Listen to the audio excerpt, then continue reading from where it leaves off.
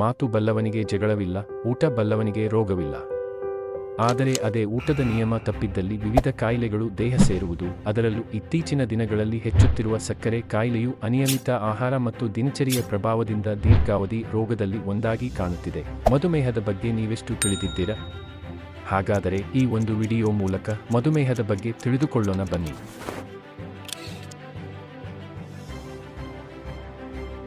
ಮಧುಮೇಹ ದೇಹದಲ್ಲಿ ಗ್ಲೂಕೋಸ್ ಪದಾರ್ಥದ ನಿಯಂತ್ರಣ ವ್ಯವಸ್ಥೆಯ ದೋಷಗಳಿಂದ ಉಂಟಾಗುವ ಒಂದು ಕಾಯಿಲೆ, ಹಾಗೆ ವಂಶಪಾರಂಪರ್ಯದಿಂದ ಬರಬಹುದಾದ ಕಾಯಿಲೆ. ಗ್ಲೂಕೋಸ್ ಒಂದು ರೀತಿಯ ಸಕ್ಕರೆಯಾಗಿದ್ದು, ಇದನ್ನು ಪ್ರಮುಖವಾಗಿ ಪ್ಯಾಂಕ್ರಿಯಾಸ್ ಅಂಗವು ಉತ್ಪತ್ತಿ ಮಾಡುವ ಇನ್ಸುಲಿನ್ ಎಂಬ ಹಾರ್ಮೋನ್ ನಿಯಂತ್ರಿಸುತ್ತದೆ ಮತ್ತು ಆಯುರ್ವೇದದಲ್ಲಿ ಮಧುಮೇಹವನ್ನು ಪ್ರಮೇಹದ ಅಂತಿಮ ರೋಗ ಎಂದು ಹೇಳಲಾಗಿದೆ. ಹಾಗೆ ಪ್ರಮೇಹವನ್ನು 3 ರೀತಿಯಲ್ಲಿ ವಿಂಗಡಿಸಿರುವಂಥದ್ದು: ವಾತಜ ಪ್ರಮೇಹ, ಪಿತ್ತಜ ಪ್ರಮೇಹ, ಕಫಜ ಪ್ರಮೇಹ. ಪುನಃ ವಾತಜ ಪ್ರಮೇಹದಲ್ಲಿ 4 ವಿಧಗಳು, ಪಿತ್ತಜ ಪ್ರಮೇಹದಲ್ಲಿ 6 ವಿಧಗಳು ಮತ್ತು ಕಫ